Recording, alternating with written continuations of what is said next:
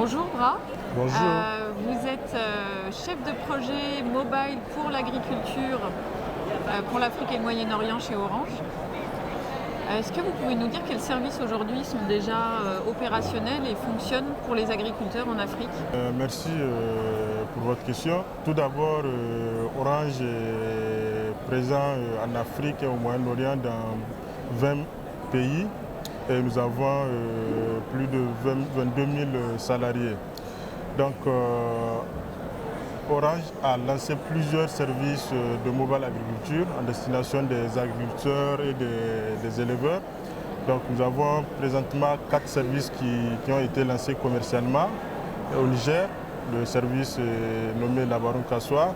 Au Mali, nous avons Sénékéla. Et en Côte d'Ivoire, nous avons Magri. Et à Madagascar, nous avons le service qui est appelé Bazar Mada.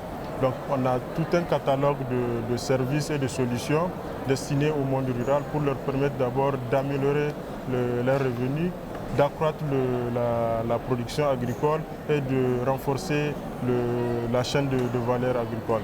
Donc des services comme des systèmes d'information de marché qui permettent aux agriculteurs de pouvoir recevoir les prix des informations à jour chaque semaine. Nous avons des services, un call center agricole avec des agronomes experts qui sont là, qui répondent aux sollicitations des agriculteurs par rapport à leur inquiétude quotidienne sur comment enrichir, comment avoir une meilleure productivité. Et nous avons des services de mise en relation entre l'offre et la demande, qu'on appelle communément marketplace, qui permet aujourd'hui à un agriculteur ou un producteur d'avoir un nouveau canal innovant, une plateforme commerciale aujourd'hui où il a la possibilité de poster la quantité de stock qu'il a et à un prospect, un futur acheteur de pouvoir se connecter sur cette plateforme et qu'il puisse prendre contact avec ce producteur. Mais est-ce que ces services rapportent de l'argent à Orange et est-ce qu'ils sont payants pour l'agriculteur? Ces services, belle question. Je dirais aujourd'hui ces services rapportent de l'argent entre griffes, si je peux le dire, parce qu'aujourd'hui ces services rentrent dans le cadre de notre politique de responsabilité sociale en Afrique, parce qu'en dehors de faire on est une entreprise commerciale, mais on a le devoir aujourd'hui de lancer des services, d'aider quand même au développement des pays et des territoires dans lesquels nous opérons. Donc ces services sont payants pour l'agriculteur, mais le coût est quand même moindre vu quand même la cible qu'on adresse.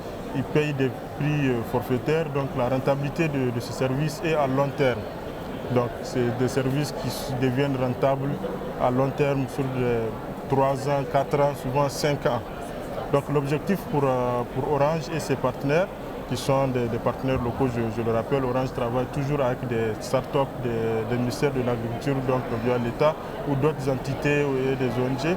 Donc l'objectif, ce n'est pas de pouvoir faire de l'argent, c'est de pouvoir quand même permettre aujourd'hui à ce segment de cible de pouvoir quand même bénéficier et jouir de tous les bénéfices que peut procurer quand même aujourd'hui le secteur de l'agriculture, que je rappelle bien en Afrique, qui est le secteur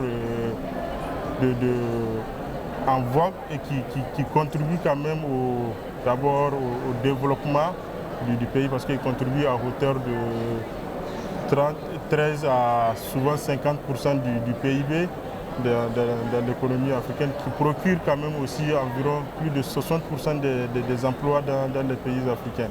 Donc l'agriculture quand même c'est le premier pilier de développement sur lequel se basent les pays africains.